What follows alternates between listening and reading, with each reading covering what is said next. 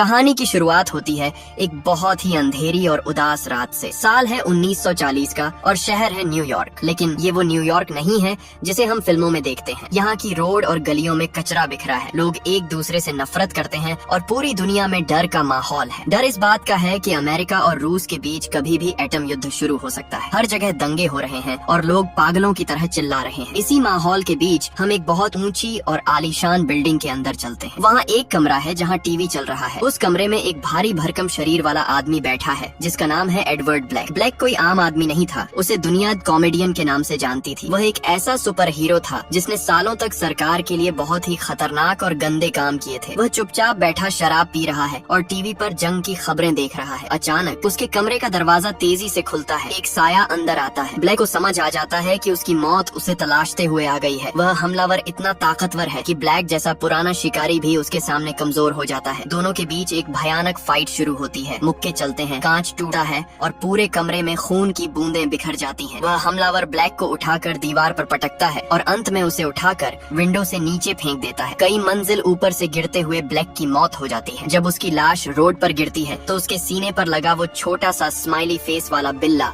खून से सन जाता है। अगली सुबह दो जासूस वहाँ आते हैं। उन्हें लगता है कि शायद ये किसी चोर का काम है, लेकिन तभी वहाँ रोरशैक की एंट्री होती है। रोरशैक का नकाब सफेद है और उस पर काले धब्बे अपनी जगह बदल रहे हैं। रोरशैक उस कमरे की तलाशी लेता है और उसे एक गुप्त दराज मिलती है। वहाँ उसे ब्लैक की पुरानी ड्रेस और हथियार मिलते हैं। रोरशैक समझ जाता है कि ये कोई मामूली चोरी नहीं थी, बल्कि किसी ने चुन चुन कर अपनी सुपर हीरो को मारा है। रोरशैक अपनी डायरी में लिखता है कि शहर की गलियों में आज एक कुत्ता मरा है। उसे यकीन है कि कोई हीरो किलर घूम रहा है। रोरशैक सबसे पहले अपने पुराने साथी डैन ड्रीबर्ग के पास जाता है। डैन कभी नाइट ऑल हुआ करता था, लेकिन अब वह एक थका हुआ आदमी है। वह अपने बेसमेंट में पुरानी यादों के सहारे जी रहा है। रोरशैक उसे बताता है कि कॉमेडियन मारा जा चुका है। डैन को अपनी कानों पर यकीन नहीं होता। वह डर जाता है क्योंकि उसे लगता था कि कॉमेडियन को कोई नहीं मार सकता। रोरशैक उसे चेतावनी देता है कि अपना ध्यान रखना, क्योंकि अगला नंबर किसी का भी हो सकता है। यहाँ हम डैन के घर की वो उदासी देखते हैं जहाँ उसकी पुरानी वर्दी और उसका जहाज धूल खा रहे हैं। ये सीन दिखाता है कि कैसे एक वक्त के पावरफुल हीरो अब आम इंसान बनकर गुमनामी में खो गए हैं। इसके बाद रोरशैक जाता है एड्रियन वेट के पास। एड्रियन को दुनिया का सबसे बुद्धिमान इंसान माना जाता है। उसने अपनी हीरो वाली जिंदगी त्याग कर एक नया बिजनेस स्टार्ट कर लिया है। वह अरबों का मालिक है। जब रोरशैक उसे कत्ल के बारे में बताता है तो एड्रियन बहुत शांत रहता है। वह कहता है कि कॉमेडियन के बहुत दुश्मन थे, किसी ने बदला ले लिया होगा। रोरशैक को एड्रियन की ये शांति अच्छी नहीं लगी। इसके बाद हम देखते हैं डॉक्टर मैनहट्टन को। वह एक नीला चमकता हुआ शक्तिशाली जीव है जिसके पास भगवान जैसी शक्तियां हैं। उसके साथ लॉरी यानी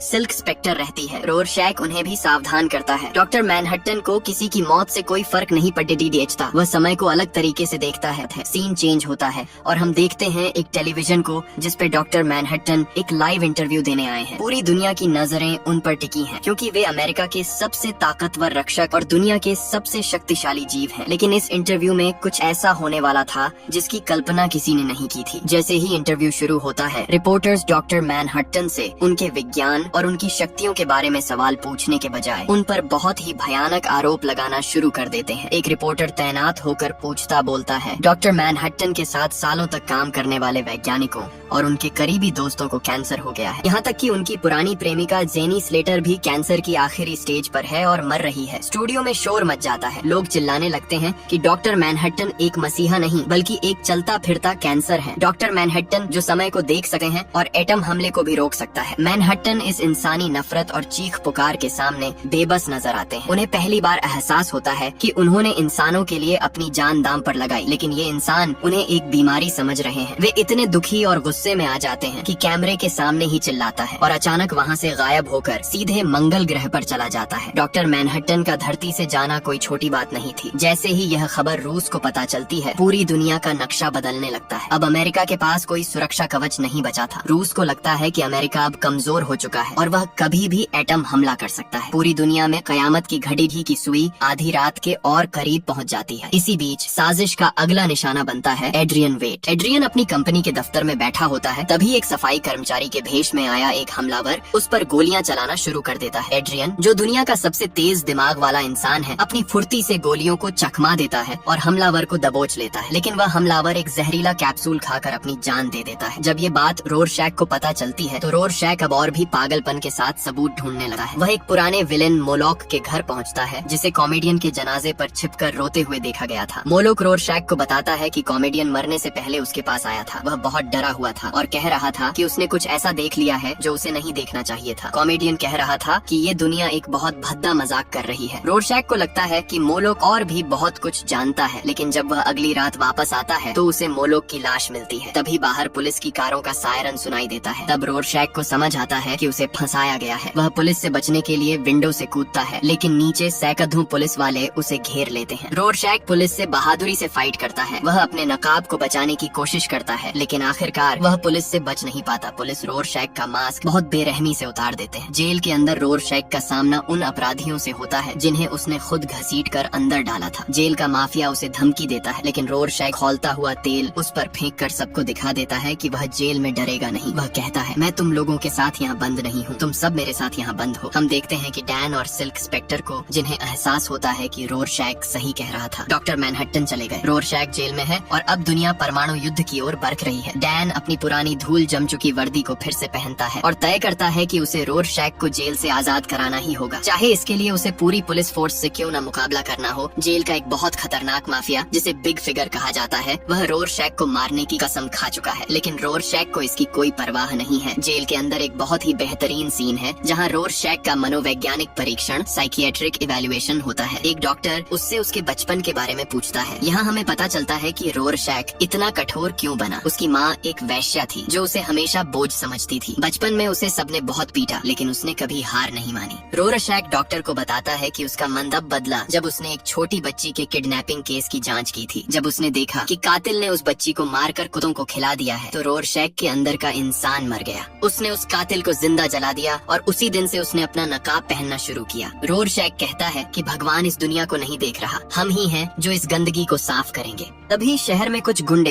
एक बूढ़े आदमी को परेशान करते हैं। डैन और लॉरी अपनी पुरानी फाइटिंग स्किल्स का इस्तेमाल करते हैं और उन गुंडों को बुरी तरह पीटते हैं। सालों बाद उन्हें फिर से सुपर हीरो होना महसूस होता है। उन्हें समझ आ जाता है कि वे घर पर बैठकर दुनिया को तबाह होते नहीं देख सकते। वह अपना पुराना धूल चढ़ा हुआ ऑल शिप बाहर निकालता है। ये जहाज तकनीक का एक अजूबा है जिसमें लेजर गन्स और कई तरह के गैजेट्स लगे हैं। डैन और लॉरी अपनी पुरानी कॉस्ट्यूम पहनते हैं और रात के अंधेरे में जेल की ओर उड्डान भरते हैं। उसी वक्त जेल के अंदर कैदियों ने गार्ड्स को काबू में कर लिया था और वे सब रोरशैक के सेल की तरफ बढ़ रहे थे। रोरशैक अपने सेल में चुपचाप इंतजार कर रहा था। जैसे ही कैदी उसके पास पहुंचते हैं, रोरशैक अपनी फुर्ती और क्रूरता से उन्हें धूल चटा देता है। तभी डैन और लॉरी का जहाज जेल की छत पर लैंड करता है। धुआं फैलता है, गोलियां चलती हैं। रोरशैक को जेल से निकालते वक्त एक बहुत खतरनाक फाइट होती है। रोरशैक अपना नकाब वापस मांगता है। जैसे ही वह अपना नकाब पहनता है, उसका आत्मविश्वास वापस आ जाता है। वे तीनों मिलकर जेल की पूरी पुलिस फोर्स और कैदियों फाइट करते हुए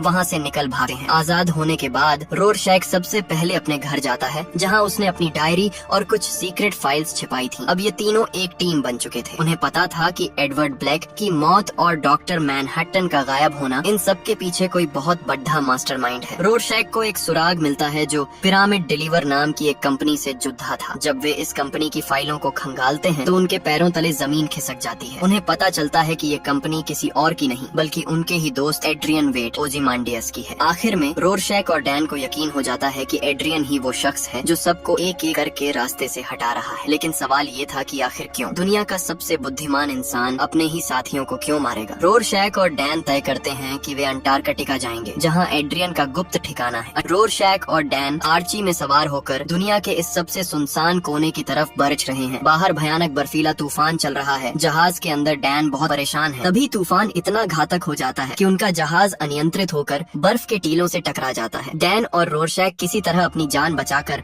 मलबे से बाहर निकलते हैं और पैदल ही एड्रियन के गुप्त महल करनाक की तरफ चलने लगते हैं। दूसरी तरफ मंगल ग्रह पर डॉक्टर मैनहट्टन और लॉरी के बीच एक बहुत ही भावुक और लंबी बातचीत चल रही है। लॉरी डॉक्टर मैनहट्टन को मनाने की कोशिश कर रही है कि वे धरती पर वापस चलें और इंसानियत को बचाएं, लेकिन डॉक्टर मैनहट्टन का कहना है कि दुनिया का अंत होना एक प्राकृतिक प्रक्रिया है, जैसे किसी तारे का टूटना। वे लॉरी को उसकी जिंदगी का एक सच दिखाते हैं जो उसने भुला दिया था। यहाँ हमें पता चलता है कि जिस कॉमेडियन से लॉरी नफरत करती थी, असल में वही उसका असली पिता था। ये जानकर लॉरी टूट जाती है। अब कहानी वापस अंटार्कटिका पहुँचती है। डैन और रोरशैक एड्रियन के महल के अंदर दाखिल होते हैं। यह जगह अंदर से किसी जन्नत से कम नहीं थी, जहाँ बहुत सारे टीवी स्क्रीन लगी हैं और दुनिया भर की खबरों पर नजर रखी जा रही है। एड्रियन वहाँ बहुत आराम से बैठा है। वह इन इन दोनों को देखकर हैरान नहीं होता बल्कि उनका स्वागत करता है। डैन चिल्लाकर उससे पूछता है कि क्या उसने कॉमेडियन को मारा, क्या उसने डॉक्टर मैनहट्टन को बदनाम किया। एड्रियन बहुत शांति से मुस्कुराता है और कहता है, हाँ, मैंने ही ये सब किया। वह बताता है कि कॉमेडियन ने गलती से उसके एक सीक्रेट टापू का पता लगा लिया था, जहाँ एड्रियन के वैज्ञानिक एक ऐसी मशीन बना रहे थे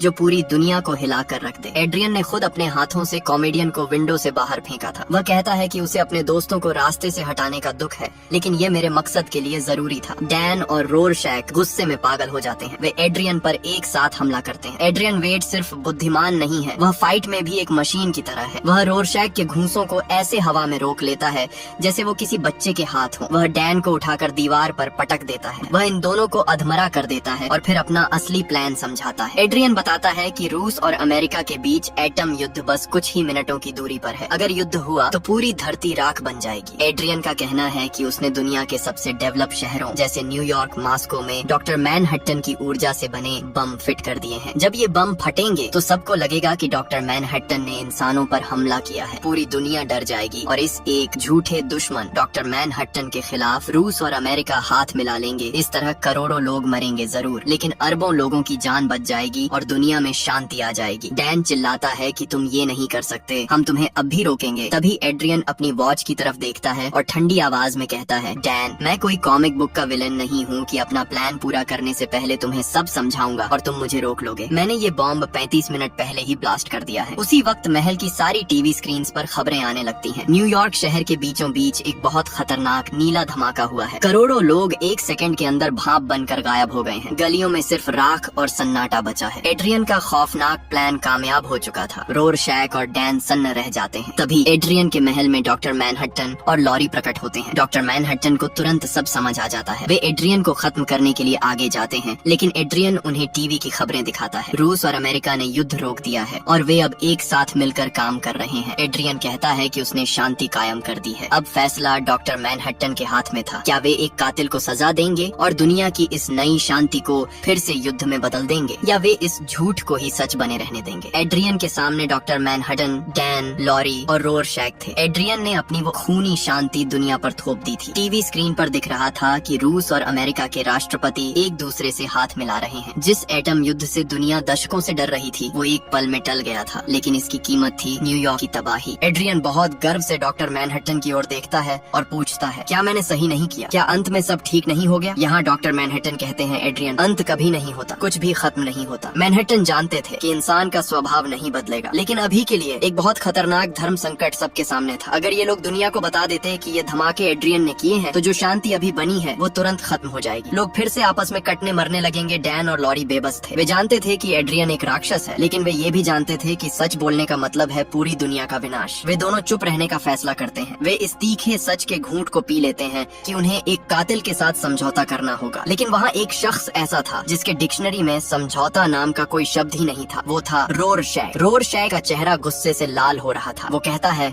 उसके लिए सच का मतलब सिर्फ सच है, चाहे उसके लिए पूरी कायनात जलकर राख क्यों ना हो जाए, लेकिन दुनिया को सच पता चलना चाहिए। रोरशैक उस महल से बाहर बर्फीले तूफान में निकल जाता है। वह अपने जहाज की तरफ भागता है ताकि दुनिया को जाकर बता सके कि उनका मसीहा एड्रियन असल में एक हत्यारा है। डॉक्टर मैनहट्टन उसे रोकने के लिए बाहर आते हैं। बर्फ की सफेद चादर पर नीले रंग का वो भगवान और काले सफेद नकाब वाला वो जिद्दी इंसान आमने सामने मौजूद थे। रोरशैक कांप रहा था, डर से नहीं बल्कि नफरत से। वह जानता था कि वह डॉक्टर मैनहट्टन को नहीं हरा सकता। वह अपना नकाब उतार फेंकता है और अपनी आंखों में आंसू लेकर चिल्लाता है, तो फिर मुझे मार दो, क्योंकि जब तक मैं जिंदा हूँ मैं सच बोलता रहूंगा। डॉक्टर मैनहट्टन को पता था कि रोरशैक को जिंदा छोड़ने का मतलब है दुनिया का अंत। वे अपना हाथ उठाते हैं और एक झटके में रोरशैक के शरीर के हजारों टुकड़े कर देते हैं। रोरशैक का खून बर्फ पर बिखर जाता है। एक ऐसा हीरो जिसने कभी झूठ का साथ नहीं दिया, उसे उसी के साथियों ने मार दिया ताकि एक झूठ जिंदा रह सके। डैन अंदर से भागता हुआ आता है और रोरशैक का खून बर्फ पर देखकर जोर से चीखता है, लेकिन अब बहुत देर हो चुकी थी। इसके बाद हम देखते हैं